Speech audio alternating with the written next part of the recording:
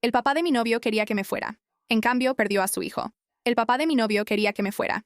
En cambio, perdió a su hijo. Marcos y yo habíamos estado juntos durante 2 años antes de que finalmente conociera a su padre, Ricardo. Habíamos mantenido las cosas separadas a propósito porque Marcos me advirtió que su papá tenía opiniones sobre cada novia que él había tenido, pero me dije a mí misma, ¿qué tan mala podría ser una sola cena? Yo administraba la recepción en una clínica veterinaria, rentaba una casita con mi hermana y mi mamá tenía una florería que había sobrevivido en la misma esquina durante 15 años. Marcos llevaba 2 años de residencia en el hospital y habíamos empezado a hablar de irnos a vivir juntos. La primera reunión fue en un restaurante de carnes que Ricardo eligió porque era su lugar. Llegó 12 minutos tarde, miró mi ropa como si estuviera calculando su precio y le preguntó a Marcos, delante de mí, por qué no le había dicho que yo trabajaba con animales en vez de con personas. Le expliqué que yo manejaba toda la recepción, la programación de citas, la facturación y al personal. Él preguntó si eso pagaba lo suficiente como para valer el tiempo de su hijo. Preguntó dónde trabajaba mi papá y cuando le dije que mis padres estaban divorciados y que mi papá realmente no estaba presente, le dio a Marcos una mirada como si acabara de confirmar algo. Preguntó si la tienda de mi mamá siquiera era rentable o si era uno de esos lugares que sobreviven gracias a préstamos familiares. Marcos intentó cambiar de tema 2 veces. Ricardo lo interrumpió ambas veces. Después de esa cena, cada interacción empeoró. Llamaba a Marcos durante nuestro tiempo juntos para mencionarle a la hija de un colega, una abogada, alguien con futuro. Cuando Marcos decía que iba en serio conmigo, Ricardo decía que ir en serio no significaba que fuera permanente. Se aparecía sin avisar en el departamento de Marcos mientras yo estaba ahí y fingía sorpresa de que todavía no me hubiera ido. Me dijo que la exnovia de Marcos, Vanessa, acababa de convertirse en socia en su firma y que había preguntado por él en un evento de recaudación de fondos. Dijo que la familia de Vanessa tenía conexiones que podrían asegurarle el futuro a Marcos. Marcos le pidió que dejara de mencionarla. Ricardo dijo que solo estaba conversando. Para el cumpleaños de Marcos, Ricardo organizó una cena y me mandó por mensaje el restaurante equivocado.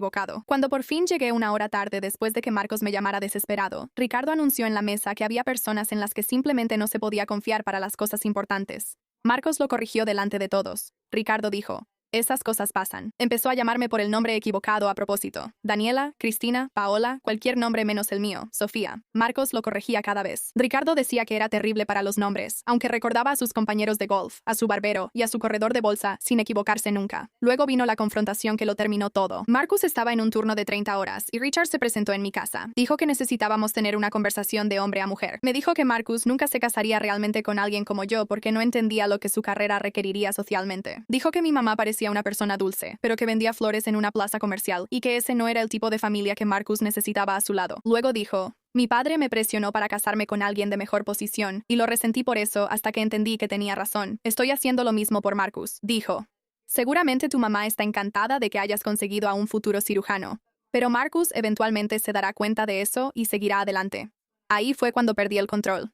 Le dije que tenía razón en una cosa. Marcus merecía algo mejor que pasar toda su vida lidiando con el ego de su padre. Le dije que cualquier mujer que se casara con esta familia estaría aceptando décadas de ser juzgada y considerada insuficiente y que yo no estaba interesada. Le dije que había conseguido lo que quería y que yo había terminado. De hecho, sonrió y dijo que sabía que eventualmente cambiaría de opinión. Marcus me llamó 2 horas después desde el hospital. Después de recibir una serie de mensajes de texto de su padre diciendo que yo había ido y dicho cosas crueles antes de terminar la relación por mi cuenta. Le conté lo que realmente pasó. Él se fue en medio de su turno y manejó directo a mi casa. Estaba temblando, rogándome que no dejara que su padre ganara, pero yo ya había terminado. Le dije que lo amaba, pero que no podía pasar mi vida luchando contra su padre por un poco de decencia básica. Terminamos esa noche. Richard llamó a Marcus a la mañana siguiente para ver cómo estaba y mencionó que Vanessa acababa de salir de una mala relación también. Fue entonces cuando Marcus se cerró por completo. Dejó de contestar las llamadas de su padre. Él tomó todos los turnos extra que el hospital le ofrecía. Empezó a dormir en la sala de residentes incluso en sus noches libres. Compañeros de trabajo me dijeron después que había bajado casi 20 libras en 6 semanas. Su madre intentó que fuera a las cenas de los domingos, pero él se negaba si Richard iba a estar ahí. Richard seguía diciéndole a todos que Marcus estaba siendo dramático y que pronto se le pasaría. 2 meses después de la ruptura, Marcus fue retirado de la rotación tras cometer un error de dosificación durante un turno nocturno. No le pasó nada al paciente, pero aterrorizó a todos los que lo presenciaron. Su médico supervisor les dijo a sus padres que Marcus mostraba señales claras de un episodio depresivo mayor. 4 meses después de la ruptura, conocí a Nate a través de la compañera de trabajo de mi hermana. Él instalaba sistemas de seguridad para el hogar, entrenaba a un equipo recreativo los fines de semana y su mamá me invitó a cenar la segunda vez que nos vimos. Marcus se enteró de él por medio de un amigo en común y según ese amigo no había puesto un pie en la casa de sus padres desde que terminamos. 5 meses después, las cosas se pusieron extrañas. Ricardo empezó a aparecerse en la clínica. Primero, se sentaba en su auto al otro lado de la calle, luego entró y esperó en el vestíbulo como un cliente. Finalmente, se me acercó en el estacionamiento y por primera vez desde que lo conocía, estaba llorando. Estoy ahí, en el estacionamiento de la clínica, mirando a Ricardo. Este hombre que pasó un año dejándome claro que no era suficiente, ahora está frente a mí desmoronándose y mi primer instinto es pasar junto a él e irme a mi auto. Una técnica de la parte de atrás sale a fumar y se queda mirando al verlo llorar junto a los contenedores de basura. No se parece en nada al hombre de aquel restaurante de carnes. De alguna manera se ve más pequeño, como si algo dentro de él se hubiera roto. Me sigue hacia mi auto, su mocasín raspando la grava, y dice, Marcos no ha comido una comida de verdad en 3 semanas. Dice que Marcos está viviendo en la sala común de la residencia y que no responde las llamadas de nadie de la familia. Su voz se quiebra al decir el nombre de su hijo y odio que eso me afecte. Le digo que consiguió exactamente lo que quería y que me deje en paz. Desbloqueo mi auto y él se pone frente a la puerta, bloqueándola. Me agarra de la muñeca y me dice que Marcos cometió otro error la semana pasada, peor que el primero. Lo suficientemente grave como para que el hospital ahora esté considerando sacarlo del programa por completo, no solo dejarlo en la banca. Su agarre es demasiado fuerte y jalo mi brazo para liberarme, pero él sigue hablando, ahora más rápido, como si al detenerse se le fueran a acabar las palabras. Su cara está roja y manchada y nada de eso parece fingido, lo cual me inquieta más de lo que lo haría si lo fuera. Me subo al auto y cierro los seguros mientras él se queda ahí en el estacionamiento, todavía hablando a través del vidrio. Manejo a casa temblando, una parte de mí aterrada por Marcos y otra parte furiosa de que Ricardo piense que puede volver a usarme como instrumento. Mis nudillos están blancos en el volante todo el camino. Nate está asando en el porche trasero cuando llego y apenas puedo pronunciar las palabras antes de empezar a llorar. Él apaga el asador, me sienta y simplemente me escucha. Cuando termino de contarle sobre el estacionamiento, él se queda callado un buen rato antes de preguntarme qué quiero hacer. Le digo que no lo sé y esa es la verdad, porque hace 5 meses amaba a Marcos lo suficiente como para pensar en casarme con él. Nate no dice mucho más. Solo se queda conmigo hasta que dejo de temblar. Esa noche no puedo dormir, y alrededor de la medianoche busco las redes sociales de Marcos por primera vez desde que terminamos. Su última publicación tiene 3 meses. Es una foto borrosa de un pasillo de hospital, y aun en esa imagen de baja calidad, se ve demacrado. Sigo bajando hasta fotos más antiguas. Los dos en una casa junto al lago, riéndonos de algo que ya no recuerdo. Cierro la aplicación y me quedo mirando el techo hasta que amanece. Al día siguiente, Richard llama a la clínica 9 veces antes de que la recepción deje de pasarle las llamadas. Empieza a pedir hablar conmigo por mi nombre hasta que mi jefa me llama a su oficina y me pregunta, con delicadeza, si necesito ayuda con una situación de acoso. Le cuento la versión corta. Ella dice que se encargará si él vuelve a aparecer. Al final del día, 3 compañeros de trabajo me preguntan si estoy bien, y me doy cuenta de que todos en el edificio se han dado cuenta de que algo anda mal. Acepto reunirme con Richard una vez en una cafetería solo para que deje de venir a mi trabajo. Me muestra fotos en su teléfono. Marcus se ve pálido, con los pómulos marcados y ojeras profundas bajo los ojos. Ricardo admite que no entendió lo grave que era esto hasta que ya estaba así de mal. Dice que pensó que Marcus seguiría adelante como siempre lo había hecho antes, pero esta vez nada en él volvió a ser como antes. Dice que ha visto a 2 terapeutas familiares que, por separado, le dijeron que él causó esto y que le tomó semanas realmente escucharlo. Su voz se vuelve suave y no me mira mientras habla. Le pregunto por qué cree que lo ayudaría después de todo lo que hizo para alejarme. Dice que no cree que yo le deba nada. Dice que Marcus sí y que está dispuesto a desaparecer de nuestras vidas por completo si eso es lo que se necesita para arreglar esto. Extiende la mano hacia la mía sobre la mesa y se detiene. Me levanto para irme y él empieza a llorar de nuevo, pidiéndome que lo piense. Salgo sin mirar atrás, atravesando la puerta de vidrio del restaurante y entrando a un estacionamiento iluminado por el sol bajo de la tarde. Mis manos vuelven a temblar mientras busco mis llaves y ya no sé si es por enojo o por otra cosa. Pongo los seguros y lo observo a través del parabrisas. Ya tiene el teléfono pegado a la oreja, probablemente llamando a Marcus para decirle que lo intentó. Salgo sin volver a mirarlo. El tráfico avanza lentamente todo el camino a casa y sigo repasando las fotos, las lágrimas que, por primera vez, no parecían fingidas. En un semáforo en rojo, finalmente llamo a mi hermana y le cuento todo. El estacionamiento, el restaurante, lo destrozado que realmente se veía. Ella escucha sin interrumpir, y cuando termino, hace la pregunta que he estado evitando desde que Nate apagó esa parrilla. Me doy cuenta de que he estado con Nate en parte porque es fácil, porque a su madre le caigo bien desde el principio, porque no hay ninguna guerra que pelear, pero fácil no es lo mismo que correcto, y no sé cómo decir eso sin sonar desagradecida por algo bueno. Ella me dice que sea honesta conmigo misma antes de decidir cualquier cosa. Esa noche, Nate prepara la cena y me pregunta cómo estuvo mi día. Y no puedo mentirle sobre dónde estuve. Él deja su tenedor y realmente me mira y me pregunta si estoy pensando en Marcus. Le digo que sí, que ver a Richard así removió todo lo que pensé que ya había enterrado. Él asiente lentamente y dice que prefiere saber la verdad a ser consolado por algo falso. Terminamos la comida en un silencio que no es cruel, solo honesto. A la mañana siguiente no puedo concentrarme en el trabajo, y mi gerente se da cuenta. Me dice que tome la tarde si la necesito. En vez de eso, le mando un mensaje a Priya, una enfermera que solía trabajar en el piso donde trabajaba Marcus y que siguió siendo mi amiga después de la ruptura. Ella acepta verme después de su turno. turno. Ella llega con su uniforme, viéndose casi tan agotada como Marcus en las fotos. Le pregunto directamente qué tan grave es en realidad. Ella dice que Marcus apenas está funcionando, que ha perdido los instintos que antes lo hacían bueno en su trabajo. Los médicos de planta están preocupados porque creen que es un riesgo para sí mismo y para los pacientes, ya que no duerme ni come. Ella dice que él trabaja turnos dobles, luego duerme en la sala de descanso para evitar ir a casa, y solo come cuando alguien le pone una charola enfrente. El hospital lo obligó a ver a un terapeuta, pero él va y no dice nada sincero. Priya se inclina hacia mí y me dice que cree que quizá yo sea la única persona que realmente puede llegar a él, porque nada más ha funcionado. Le pregunto por qué. Ella dice que porque ni siquiera se atreve a decir mi nombre en voz alta, como si decirlo hiciera que todo esto fuera permanente. Ella termina su café, me dice que no me está pidiendo que lo arregle, solo que considere hablar con él una vez, y luego se va a su siguiente turno. Manejo a casa con algo pesado en el pecho. Pasa una semana y no puedo dejar de pensar en lo que me dijo Priya. Nate se da cuenta de que estoy distraída durante la cena, durante las películas, en todos esos pequeños momentos que antes se sentían cómodos. Finalmente, él me pregunta directamente si estoy pensando en Marcus, y le digo que sí, porque mentir sería peor. Le cuento sobre Priya, sobre lo mal que realmente se han puesto las cosas. Nate se queda callado por mucho tiempo, luego dice que prefiere que sea honesta a que finja. Esa noche, me quedo despierta hasta casi las 2, y luego tomo mi teléfono. Mi pulgar encuentra el contacto de Marcus, el que nunca borré sin importar cuántas veces me dije que lo haría. Llamo antes de convencerme de no hacerlo. Suena 4 veces. Y en la quinta, él contesta. Su voz es gruesa y lenta por el sueño, y yo solo digo su nombre. Hay un largo silencio, tan largo que pienso que la llamada se cortó. Luego él dice mi nombre como una pregunta, como si no creyera que realmente soy yo. Hablamos durante 20 minutos. Su voz suena hueca de una manera que me asusta más que la descripción de Priya. Se disculpa por su padre, por todo, por no haberlo detenido años antes. Él dice que no me culpa por alejarme, que tenía razón en protegerme, pero que no sabe cómo funcionar sin mí, y sabe que no es justo decirlo. Le digo que necesita ayuda de verdad, no solo terapia de fachada. Admite que no ha sido honesto con su terapeuta porque hablar de perderme lo hace demasiado real. Dice que verme con Nate en línea fue como una prueba de que yo había seguido adelante fácilmente mientras él se estaba desmoronando. Me pregunta si soy feliz con Nate y abro la boca para decir que sí, pero no sale nada. El silencio se alarga demasiado y él se da cuenta. Me dice que no quiere volver a poner mi vida de cabeza, pero que si hay alguna posibilidad de que todavía sienta algo por él, hará lo que sea necesario, incluso enfrentarse a su padre como debió hacerlo desde el principio. Le digo que necesito tiempo. Él dice que esperará el tiempo que sea necesario. Después de que colgamos, me quedo sola en la oscuridad. Nate todavía está fuera en su liga recreativa, y lloro porque en realidad nunca dejé de amar a Marcus. Solo aprendí a vivir alrededor del vacío que dejó. Cuando Nate llega a casa, me mira a la cara y se sienta a mi lado sin decir una palabra. Pausa rápida.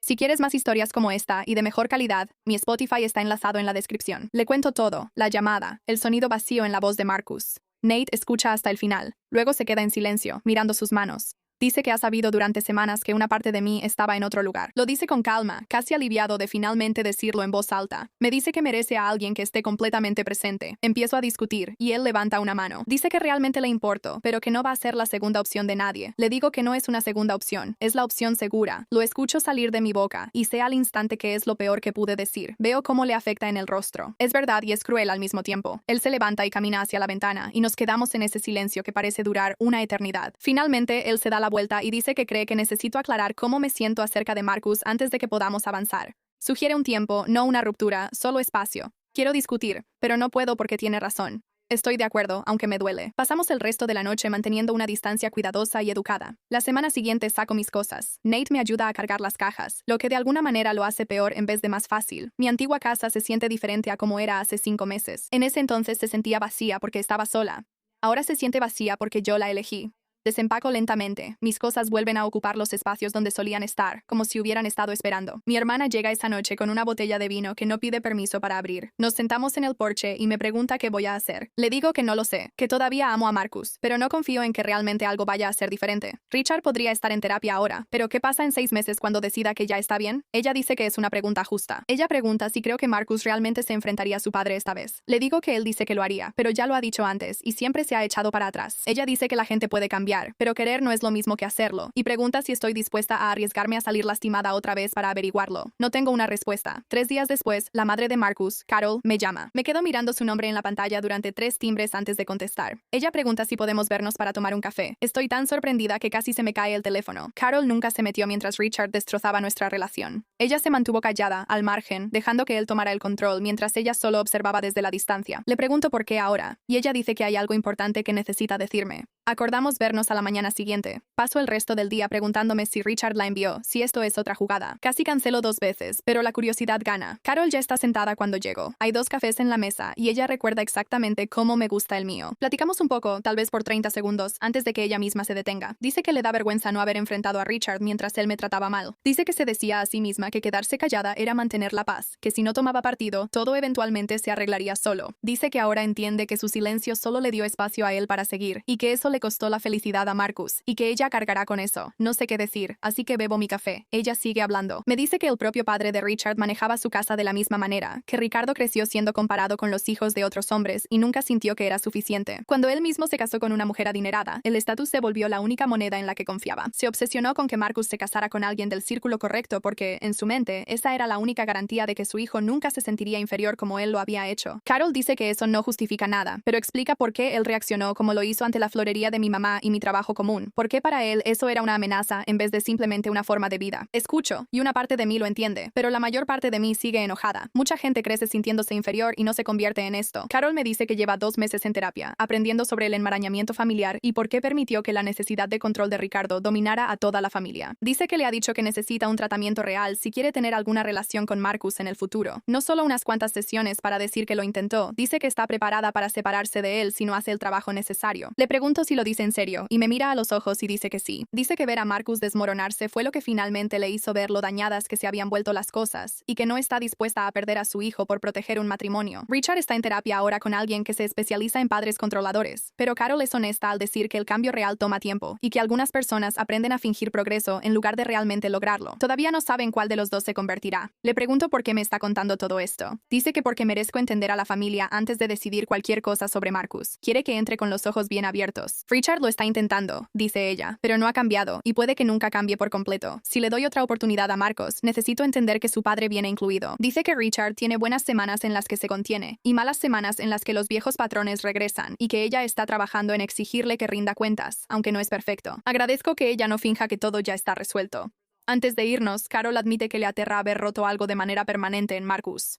Su voz se quiebra. Dice que él solía ser un niño tranquilo y feliz, ansioso por complacer a todos, y ver cómo se iba apagando ha sido lo peor que ha vivido. Dice que si decido darle otra oportunidad, se asegurará de que Richard respete los límites que pongamos, aunque eso signifique que no vea a Marcus por un tiempo, incluso si significa elegir entre su esposo y su hijo. Dice que elegirá a su hijo. Le creo porque puedo ver la culpa justo debajo de la superficie. Antes de irse, pone una mano sobre mi brazo y me dice que tome el tiempo que necesite, que Marcus esperará. Me quedo ahí después con el café frío y más información de la que tenía esa mañana, y aún así, sin una respuesta clara. Los siguientes 2 días, no puedo dejar de repetir sus palabras en mi cabeza. El jueves, llamo a una terapeuta a través de mi seguro y consigo una cita por cancelación el mismo día. La oficina tiene paredes beige y arte genérico, y en el formulario de ingreso, bajo situación sentimental, ya no sé qué escribir. La terapeuta, la doctora Reyes, tiene una paciencia tranquila y no me presiona para hablar antes de que esté lista. Le cuento todo, Marcus, Richard, la ruptura, Nate, la visita de Carol y cómo en realidad ya no sé lo que quiero. Ella escucha, luego me pregunta qué quiero, no qué tiene sentido, no qué debería querer. Abro la boca y no sale nada porque no me he permitido pensarlo de forma tan directa. Ella espera. Finalmente admito que quiero a Marcus, pero me aterra pasar por todo eso con Richard otra vez y terminar peor que antes. Ella pregunta por qué tengo más miedo ahora que la primera vez. Lo pienso y me doy cuenta de que es porque en ese entonces podía decirme a mí misma que simplemente no estábamos destinados a estar juntos.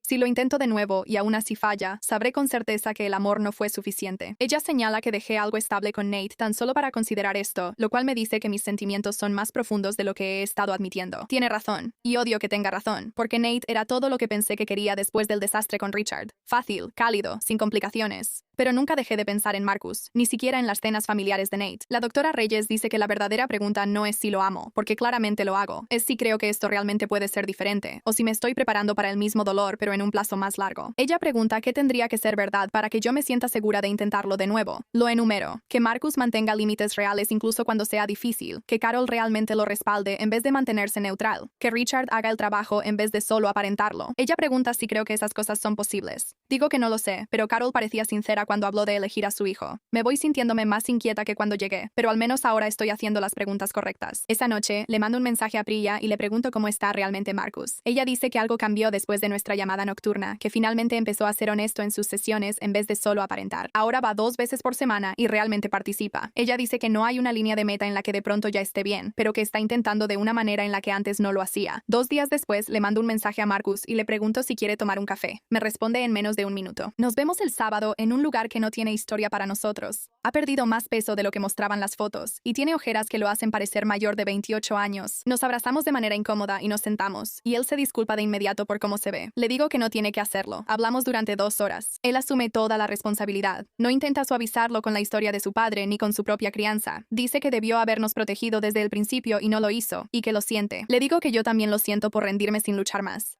Y él niega con la cabeza. Dice que nunca debía haber tenido que luchar en absoluto. Me dice que su terapeuta le ha ayudado a entender por qué dejó que su padre controlara todas las relaciones que había tenido, que lo criaron para mantener la paz por encima de todo, que sus propias necesidades siempre quedaban en segundo plano para mantener a su padre tranquilo. Dice que su terapeuta lo llama fusión emocional y que desaprenderlo va a requerir un verdadero esfuerzo, pero que está comprometido porque no puede seguir viviendo así. Dice que no me está pidiendo que vuelva con él esta noche, solo pregunta si estaría dispuesta a mantener el contacto mientras él demuestra que el cambio es real. Le digo que todavía tengo sentimientos por él, pero tengo miedo y necesito verlo antes de poder confiar en ello. Él dice que eso es justo, promete terapia familiar, promete límites reales, dice que preferiría perder a su padre antes que perderme de nuevo. Le creo. Durante las siguientes semanas, nos mandamos mensajes sobre cosas sin importancia y nos vemos para tomar café 2 veces más. Él está recuperando peso, duerme mejor, volvió a tocar la guitarra. Luego, Richard me llama directamente, preguntando si puede disculparse en persona. Inmediatamente desconfío, cuelgo y llamo a Marcus. Él dice que su terapeuta en realidad piensa que una disculpa supervisada podría ser buena para que su padre asuma su responsabilidad y se ofrece a estar presente como intermediario. Acepto con la condición de que Marcus esté ahí todo el tiempo. Nos reunimos en un restaurante con manteles blancos y un mesero que rellena el agua cada 5 minutos, en un lugar neutral. Richard ya está sentado, con las manos entrelazadas, sin saber si debe ponerse de pie cuando nos ve. No lo hace. Marcus me jala la silla. Su mano tiembla ligeramente sobre mi hombro. La disculpa de Richard comienza antes de que siquiera lleguen los menús, y es evidente que está ensayada. La frase es demasiado pulida. Se disculpa por los comentarios sobre la tienda de mi madre en el restaurante equivocado, por presentarse en mi casa para alejarme. Lo enumera como una lista de verificación, con la voz firme. Luego pasa a explicar, habla de su propio padre, las comparaciones constantes, cómo el estatus se volvió lo único en lo que confiaba después de sentirse insignificante toda su infancia. Admite que me veía como una amenaza en vez de una persona, y esa parte suena menos ensayada, más dolorosa. Su voz realmente se quiebra. Dice que prefiere tener una relación distante con Marcus que no tener ninguna, que por fin entiende que estaba destruyendo exactamente lo que quería proteger. Lo veo mirar a Marcus 3 veces diferentes a mitad de una frase, buscando aprobación, y se lo señalo. Se pone a la defensiva por un momento, luego se da cuenta, cierra los ojos y admite que tengo razón, que es un hábito que está tratando de dejar y que es más difícil de lo que esperaba. Después de que se va, con los hombros caídos, caminando hacia su auto como si estuviera cargando algo pesado, Marcus y yo nos quedamos y hablamos sobre si se sintió genuino. Le digo que su padre claramente está haciendo parte del trabajo, pero los viejos instintos todavía están justo debajo de la superficie. Marcus dice que su terapeuta le advirtió que el cambio sería lento e imperfecto, que décadas de patrones no se disuelven solo porque alguien los entienda ahora. Él dice que lo diferente esta vez es que está comprometido a mantener los límites, incluso cuando es incómodo. Incluso cuando su padre llora o su madre llama pidiendo comprensión, él me mira directamente y dice que ya no va a sacrificarnos para manejar los sentimientos de su padre. A la mañana siguiente, le mando un mensaje a Nate con honestidad, diciéndole que estoy intentando de nuevo con Marcus, pero esta vez con límites reales. Él me desea lo mejor y me pide que no lo busque a menos que las cosas no funcionen, porque él merece ser la primera opción de alguien. Estoy completamente de acuerdo. Pasan 2 meses en una reconstrucción lenta, cenas semanales, mensajes diarios, todo con cuidado en vez de intensidad. Richard llama una vez a la semana y Marcus mantiene la llamada breve, terminándola en cuanto su padre empieza a preguntar demasiado sobre mí. Luego Marcus me invita a una sesión de terapia familiar y todo en mí quiere decir que no, pero de todas formas voy. La oficina tiene arte insípido y muebles de catálogo. Richard y Carol llegan puntuales. El rostro de Richard muestra una expresión compleja cuando me ve, esperanza y miedo entrelazados. La terapeuta, una mujer tranquila de cabello canoso, deja que Richard hable durante 20 minutos sobre su tarea, sobre lo que ha leído, sonando casi ansioso por demostrar que hizo el trabajo. Luego, ella empieza a presionarlo con detalles, preguntando qué haría si nos comprometiéramos, si eligiéramos pasar las fiestas con mi mamá en vez de con su familia. Sus respuestas empiezan siendo razonables, pero en el fondo son solo versiones más suaves de control, maneras silenciosas de seguir involucrado en decisiones que no le corresponden. La terapeuta lo dice directamente, le dice que sigue negociando los resultados en vez de aceptar que la vida de Marcus no le corresponde manejarla. Richard se pone a la defensiva, alza la voz, dice que está haciendo todo lo que le piden y qué más quieren de él. Carol interviene, apoya a la terapeuta y le dice que intentar no es lo mismo que lograrlo. Richard la mira como si lo hubiera traicionado y se le llenan los ojos de lágrimas.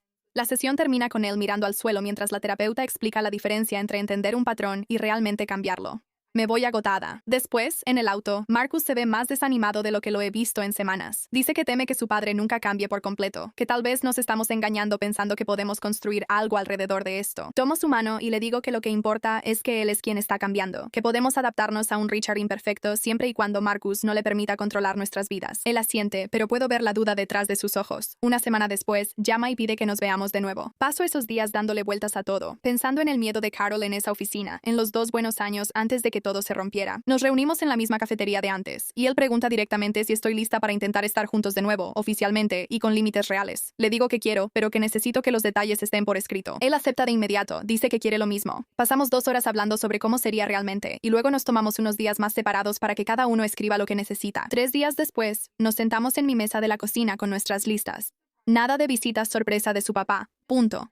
Nada de comentarios sobre mi familia. Y si hace uno, Marcus termina la interacción de inmediato. Las llamadas se limitan a una vez por semana, a menos que sea una verdadera emergencia, y Marcus decide qué cuenta como tal. Ante cualquier intento de manipularlo o hacerlo sentir culpable, Marcus termina la llamada y cumple con reducir el contacto. Le digo que si deja pasar a su papá, aunque sea una vez porque es más fácil, yo termino para siempre. Él dice que lo entiende, que preferiría perder a su papá por completo antes que perderme otra vez, y le creo porque he visto lo que estos últimos 6 meses le hicieron. Empezamos a salir de nuevo oficialmente, revisando cada semana si hay algo que se esté acumulando antes de que se convierta en un problema. Él acepta seguir en terapia incluso cuando las cosas van bien, no solo durante una crisis. Lo escribimos todo y ambos lo firmamos, lo cual se siente formal y un poco extraño, pero necesario después de todo lo que pasó. 3 meses después, Marcus llega a casa con una alegría que no le veía desde antes de la ruptura. Me dice que tuvo un gran avance en la sesión, que por fin entendió que la decepción de su padre nunca fue algo que él tuviera que arreglar, que había pasado toda su vida confundiendo el amor con la obligación. Richard pone a prueba los nuevos límites varias veces en los meses siguientes, llamando repetidamente cuando Marcus no contesta, dejando comentarios sobre las dificultades de la tienda de mi mamá, que claramente escuchó de alguien más y usa para insinuar que busco seguridad. Cada vez Marcus lo detiene de inmediato y cumple con lo que dice. Una semana sin contacto.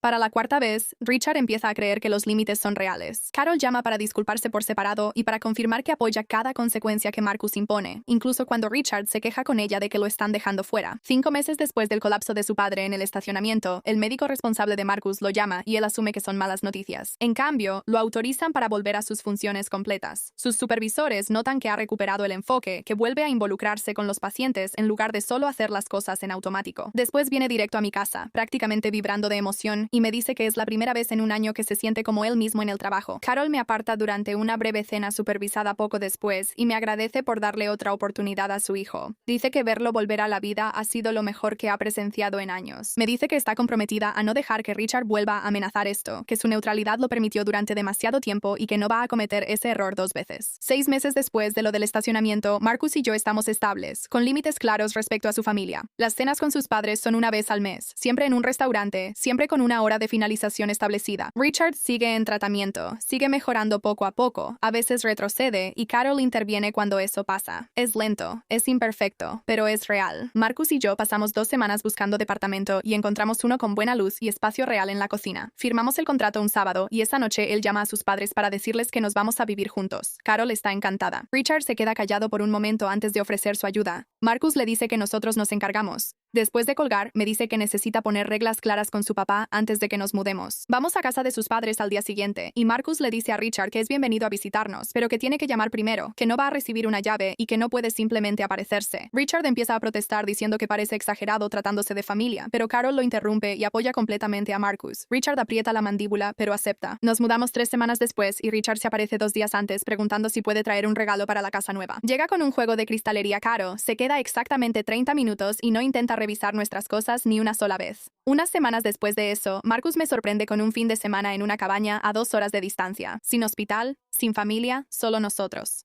En la segunda noche, sentados en el porche bajo más estrellas de las que había visto en años, él se queda callado, luego desaparece dentro y regresa con un anillo en la palma de su mano. Sencillo, con una piedra pequeña. Me dice que ha llevado el anillo consigo durante 2 semanas, esperando la noche adecuada. Dice que quiere construir una vida en la que tomemos cada decisión juntos, sin que su padre esté en la habitación. Digo que sí, porque por primera vez realmente creo que puede cumplir esa promesa. Un año después de la ruptura que casi nos destruyó a los dos, estamos planeando una boda, y Richard todavía está aprendiendo lo que realmente significa tener acceso limitado. Llama 3 veces la primera semana después de que lo anunciamos, cada vez con una sugerencia sobre la lista de invitados o el lugar. Marcus lo detiene cada vez, le recuerda que es bienvenido como invitado y nada más. Richard se queja con Carol, y ella lo lleva a su próxima sesión para hablar exactamente de por qué la boda no le corresponde planearla. Después de eso está mejor, en general, aunque todavía se le escapa algún comentario de vez en cuando sobre la ceremonia de la hija de un colega en un club de campo. Marcus se mantiene firme cada vez, y yo lo apoyo. Y poco a poco, Richard está aprendiendo que su opinión solo cuenta cuando alguien realmente la pide.